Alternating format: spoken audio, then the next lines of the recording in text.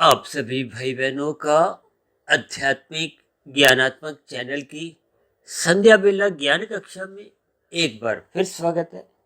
आज की चर्चा का विषय तो देखिए कलयुग है, लेकिन कलयुग को हमने देखिए तीसरी पंक्ति में लिखा है। उससे पूर्व हमने देखिए प्रथम पंक्ति में लिखा है आर्थिक विकास युग, क्योंकि वर्तमान समय आप और हम जितने भी विकास की स्थितियां, विशेष रूप से देखिए उपकरणों की स्थितियां, आर्थिक विकास का अभिप्राय विभिन्न प्रकार के आविष्कारों से है। देखिए हमारी जो प्रतिदिन सुबह शाम आप तक जो एक वीडियो पहुंच जाती है, आप सुनते हो, और भी देखिए अलग अलग इंटरनेट की स्थितियों का आप पर हम लाभ उठाते हैं। भले ही ये सभी लाभ उठाने की स्थितियां देखिए सात्विक स्थितियां हैं, और यदि आप सुख सुविधा के साधनों को भी एक मर्यादा तक उनका उपयोग करते हो, देखिए भोग अलग स्थितियां हैं, उपयोग अलग स्थितियां हैं। देखिए उपयोग में तो योग शब्द जुड़ा रहता है। योग का अभिप्राय आत्मा परमात्मा की सम्मुखता से है। आत्मा देखिए ज्ञान स्वरूप है, परमात्मा आनंद स्वरूप सत्ता है। यानी कि जब सात्विक स्थितियां बनी रहती हैं, यानी कि इन सभी उपकरणों का प्रथम दृष्टिकोण से आप पर हम देखिए कोई एक निंदा नहीं करते, बशर्ते इनका सदुपयोग किया जाए। अभी मुझे बचपन की कुछ बातें ध्यान आ रही हैं। अक्सर देखिए छठी सातवीं आठवीं कक्षा में कुछ निबंध, जिसमें देखिए मुख्य रूप से विज्ञान एक वरदान या अभिशाप, अक्सर इन सभी स्थितियों पर हमने कुछ ना कुछ स्थितियों पर प्रकाश डाला होता है। लेकिन इन सभी स्थितियों को देखिए जब आप सात्विक भाव से लेते हो, इसीलिए तो आज हमने देखिए प्रथम पंक्ति में आर्थिक विकास युग। देखिए युग तो अपने आप में कोई गलत स्थिति नहीं, वो तो एक समय की स्थितियां हैं। जैसे आपकी हमारी देखिए जो आयु है, अब उस मिली हुई आयु का, जीवन का आप यदि दुरुपयोग करते हो तो ये तो आपकी बुद्धि के ऊपर निर्भर करता है। यानी कि कलयुग अपने आप में कोई बुराई लेके नहीं आता। भले ही शास्त्रों में देखिए ये कलयुग, इससे पूर्व की स्थिति क्या थी, एक द्वापर युग की थी। या यूं कहो कि अब कलयुग समाप्त होने पे पुनः सतयुग की स्थितियां उत्पन्न होंगी। सतयुग को तो देखिए सतगुण से जोड़ा जाता है, और सतयुग की आयु देखिए कलयुग की आयु से 4 गुना बताएगी। अब कलयुग की आयु तो देखिए 4,32,000 वर्ष है, और शास्त्रों को पढ़ने से कुछ ऐसा बोध होता है कि उस 4,32,000 वर्ष में से अभी मात्र 5,127 वर्ष ही बीते हैं। यानी कि शेष कलयुग तो आपको हमें देखना है। उसके बाद सतयुग आएगा। अब सतयुग के बाद देखिए त्रेता युग आता है। सतयुग में देखिए सतगुण की प्रधानता होती है, क्योंकि ये जो 3 गुण है, तमोगुण, रजोगुण और सतोगुण, इन सभी स्थितियों को जब तक आप और हम ज्ञान पूर्वक नहीं समझते। आज हमने देखिए दूसरी पंक्ति में क्या लिखा है, विषय भोग युग। यानी कि कलयुग की दूसरी पंक्ति में आज हमने देखिए एक शब्द लिखा है विषय भोग युग। यानी कि रजोगुण की प्रधानता देखी जाती है। ये विषय भोग युग का अभिप्राय ये है कि आज आपके मेरे जीवन में 24/7 विषय भोगों की स्थितियां बनी हुई है। यानी कि आपका हमारा जीवन राजसी अधिक गहरे तल पे बढ़ता जा रहा है, और रजोगुण के साथ ही देखिए ये तमोगुण का वास होता है। देखिए प्रकृति के 3 गुण हैं, तमोगुण, रजोगुण और सतोगुण। तमोगुण को पदार्थों से जोड़ा जाता है, एक निंदक स्थितियों से भी जोड़ा जाता है। अभी कुछ दिन पहले ही हमने देखी इस पर एक वीडियो प्रसारित की थी। यानी कि ये सभी स्थितियों का आपको हमें ज्ञान पूर्वक समझना है कि इन 3 गुणों की क्या क्या स्थितियां हैं। इन 3 गुणों की स्थितियों को जब तक आप और हम ज्ञान पूर्वक नहीं समझेंगे, तो तब तक आपके हमारे जीवन में जो आपके मेरे 3 गुणों से संबंध रखते हैं, स्थूल शरीर, सूक्ष्म शरीर, कार्य शरीर, देखिए मुख्य महत्व तो आपके मेरे कार्य शरीर का है। और कार्य शरीर कैसा बनेगा, ये निर्भर करता है आप और हम स्थूल शरीर के स्तर पर कैसी कैसी स्थितियों में अपना जीवन जीते हैं, और आपका हमारा जीवन किन परिस्थितियों में जिया जाता है। यानी कि आपके मेरी दिनचर्या, व्यवहार, आपका मेरा आचरण, ये निर्भर करता है कि आपका मेरा किस गुण विशेष का संग होता है। देखिए ये 3 गुण नित्य बने रहते हैं। इन गुणों पे तो देखिए हम प्रतिदिन ही चर्चाएं करते हैं, तभी तो शास्त्रों में कहा गया है सत्संग करो, सत्संग करो। ये सत्संग का अभिप्राय देखिए कोई वृद्धावस्था की स्थितियों से नहीं है। सत्संग का अभिप्राय सत्वगुण का संग करने की स्थिति से है, ज्ञान में स्थिति से है।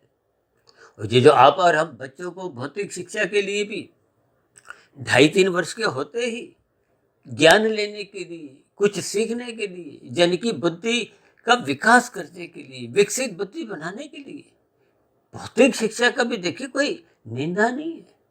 वो भी एक सात्विक स्थिति है, वो भी एक ज्ञान में स्थिति है। भले ही उसके पीछे का आपका हमारा उद्देश्य विषय भोगों की स्थितियों का है, वो एक अलग स्थिति है। यानी कि भौतिक ज्ञान की भी कोई निंदा नहीं है, भौतिक शिक्षा की भी कोई निंदा नहीं है, लेकिन मनुष्य जोनि पाकर आपको में आध्यात्मिक ज्ञान अर्जित करना होता है।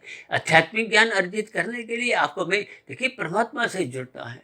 और परमात्मा देखिए भले ही सर्वव्यापी निर्गुण निराकार सत्ता के रूप में निरंतर हर क्षण बने रहते हैं।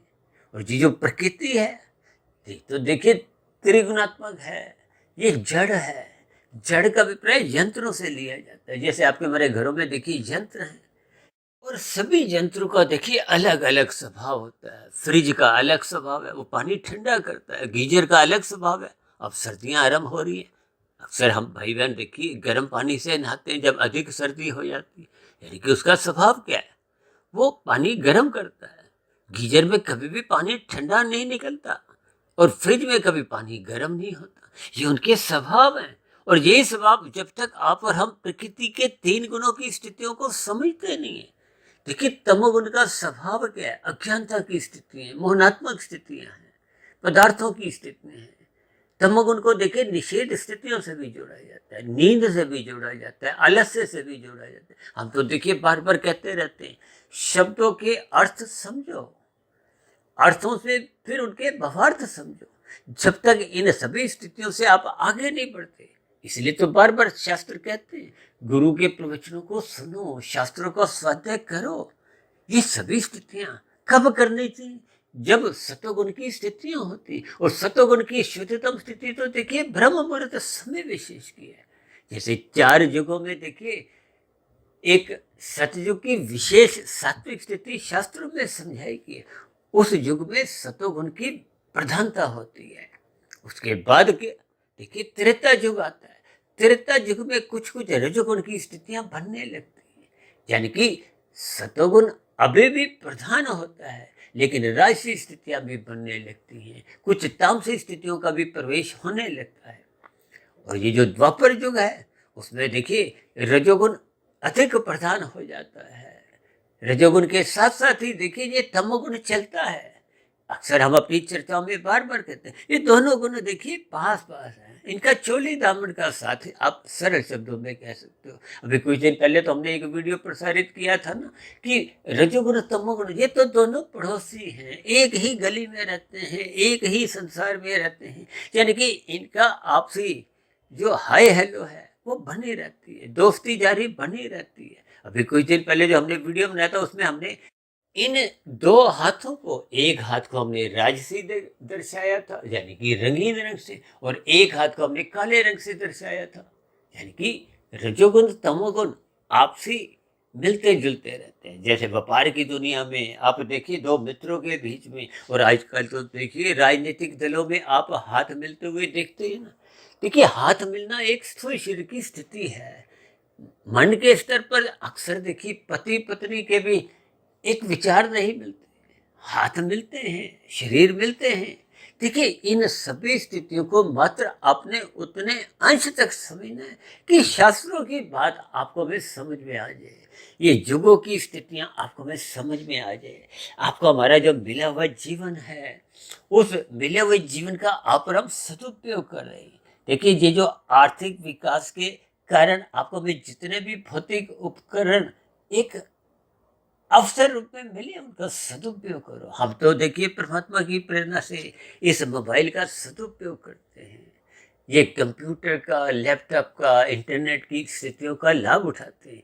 तभी तो देखिए हम इस ब्रह्म मुहूर्त समय विशेष में देखिए सतोगुण अपने आप में एक शुद्धतम स्थिति है। और उस शुद्धतम स्थिति में भी देखिए अलग अलग स्थितियां होती हैं। जैसे शाम को सूर्य ढलते ही तमोगुण की स्थितियां होती हैं, तमोगुण प्रधान होता है। देखिए 24 घंटे की स्थितियां हैं, 24 घंटे में 3 गुण नित्य बने रहते हैं, यानी कि प्रत्येक गुण के हिस्से में 8-8 घंटे आ जाते हैं।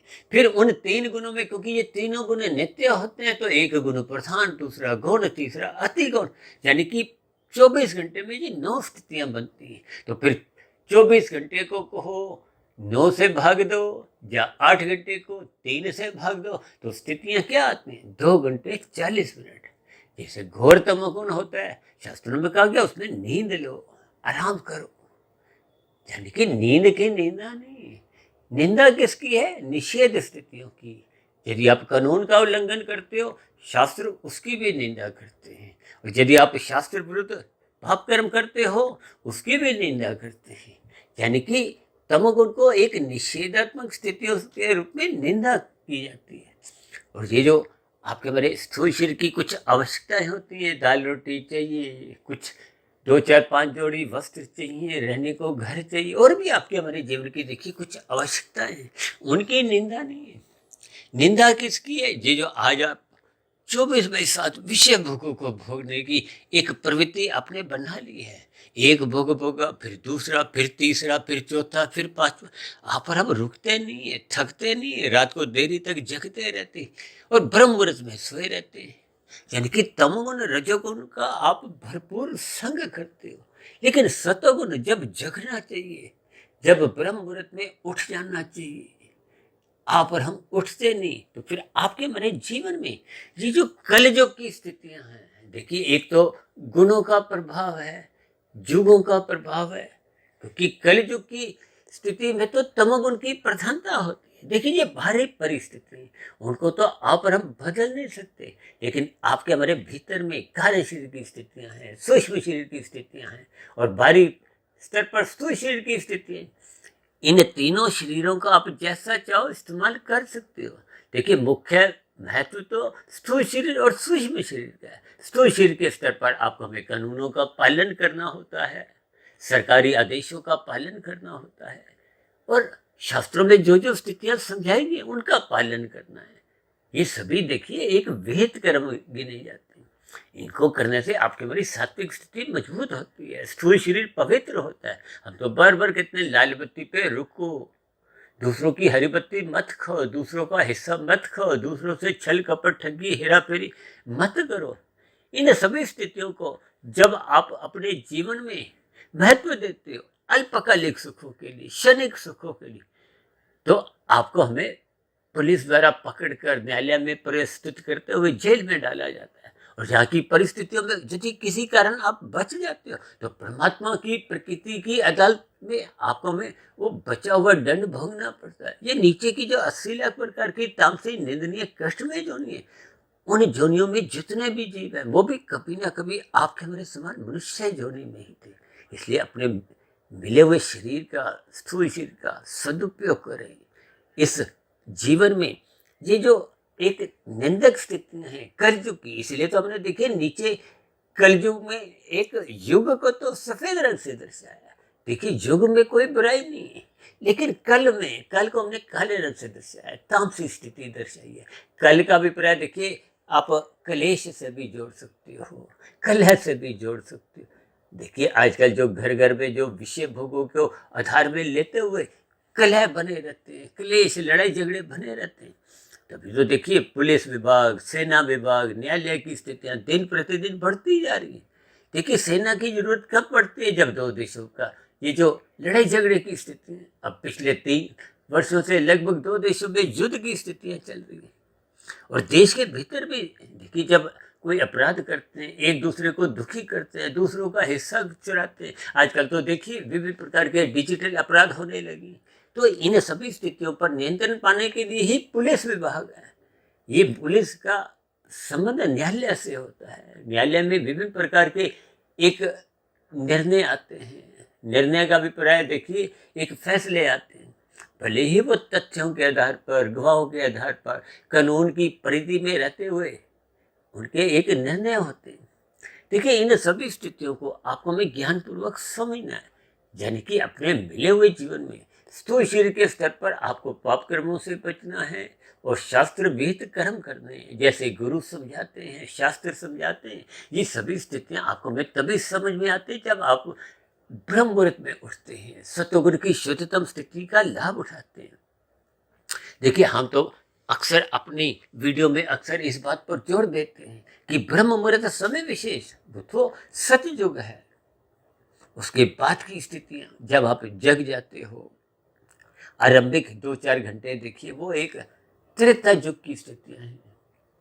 और दिन में जब आपकी हमारी भागदौड़ शुरू हो जाती है धन कमाने के लिए, वो द्वापर युग की स्थितियां हैं।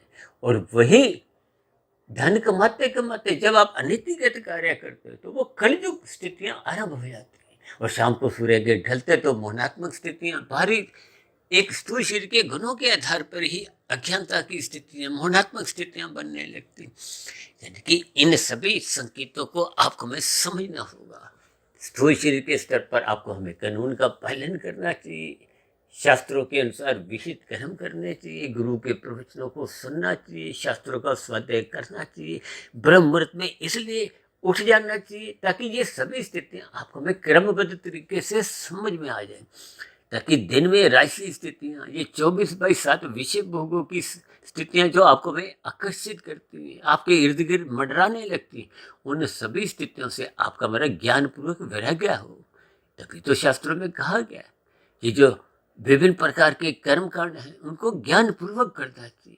और यदि मनुष्य ज्ञानपूर्वक उन कर्म कांडों को ना करते हुए लोभ से, भय से करता है तो फिर वो सात्विक स्थितियां सही सही बन नहीं पाती, यानी कि आपके हमारे कार्य शरीर में शुभ संस्कार पहुंच नहीं पाते। क्योंकि जब कर्मकांड स्थूल शरीर के स्तर पर होते हैं, लोभ से, भय से, तो मानसिक स्तर पर भी कोई अच्छे विचार बनते नहीं। इसलिए तो बार बार कहते हैं चिंतन अच्छा करो, ब्रह्म मुहूर्त में उठो। जब आप और हम श्रद्धापूर्वक सत्संग करते हैं, गुरु के प्रवचनों का फिर चिंतन मनन करते हैं ब्रह्म मुहूर्त में, तो ये सभी स्थितियां फिर धीरे धीरे कारण शरीर में शुभ संस्कारों की स्थितियों में पहुंचने लगते हैं। वही आपके हमारे जीवन की एक कमाई है। यानी कि मनुष्य जीवन पाकर युग कोई भी चल रहा हो, आपको हमें मिले हुए जीवन का सदुपयोग करना है। यही ज्ञान उपदेश तो गीता में भगवान श्री कृष्ण जी ने अर्जुन के रथ के 5 घोड़ों की स्थितियों को, उन घोड़ों की लगाम को अपने हाथ में रखा है। यानी कि आपको हमें अपने मिले हुए जीवन का सदुपयोग करते हुए इन कलयुग की भारी स्थितियों में भी ऊंचा उठते हुए सत्वगुण का अधिक से अधिक संग करना है, रजोगुण मात्र एक मर्यादा में रखना है, ताकि तमोगुण का जो एक निषेधात्मक स्थिति है उससे हम बचे, केवल आवश्यक नींद लें। इन सभी स्थितियों को मैंने परमात्मा की प्रेरणा से, गुरुओं के आशीर्वाद से, ब्रह्म मुहूर्त समय विशेष में इनकी शब्दों पर कुछ रिकॉर्डिंग की है, जो कि शाम को देखिए ये संध्या बेला ज्ञान कक्षा में प्रसारित की जाती है। हम तो देखिए सुबह ब्रह्म मुहूर्त ज्ञान उपदेश कक्षा की वीडियो हो या संध्या बेला ज्ञान कक्षा की, इन सभी स्थितियों की रिकॉर्डिंग का जो एक स्थितियां हैं वो केवल ब्रह्म मुहूर्त समय विशेष में ही करते हैं। तो आप भाई बहनों से भी विनती है, इन सभी स्थितियों को ज्ञानपूर्वक समझिए ताकि आपका हमारा मिला हुआ जीवन सफल हो, सार्थक हो। इन्हीं शुभकामनाओं के साथ चर्चा विशेष को हम यहीं विश्राम देते हैं। कल सुबह फिर मिलते हैं ब्रह्म मुहूर्त ज्ञान उपदेश कक्षा में। तब तक आप अपने आध्यात्मिक मित्र सुधीर भाटिया फकीर को इजाजत दें। आप सभी भाई बहनों को बहुत बहुत शुभ रात्रि और सुबह ब्रह्म मुहूर्त में उठने के लिए बहुत बहुत शुभकामनाएं, ताकि मिले हुए जीवन का आप और हम सदुपयोग करते हुए आध्यात्मिक उन्नति के दरवाजे खोले। फिर भी चर्चा संबंधित कोई बात आपको समझ नहीं आई हो, या मेरी कही गई बातें ही आपको तर्क संगत सही नहीं लगी हो, कही गई बातों पर यदि आपकी किसी प्रकार की भी कोई आपत्ति हो, तो आपके प्रश्नों का, सुझावों का और शिकायतों का नीचे दिए गए कमेंट्स बॉक्स पर या प्रश्नोत्तर ज्ञान कक्षा में सदा ही स्वागत है। और इस चर्चा विशेष को ध्यानपूर्वक, धैर्यपूर्वक, गंभीरतापूर्वक सुनने के लिए आप सभी भाई बहनों का बहुत बहुत धन्यवाद।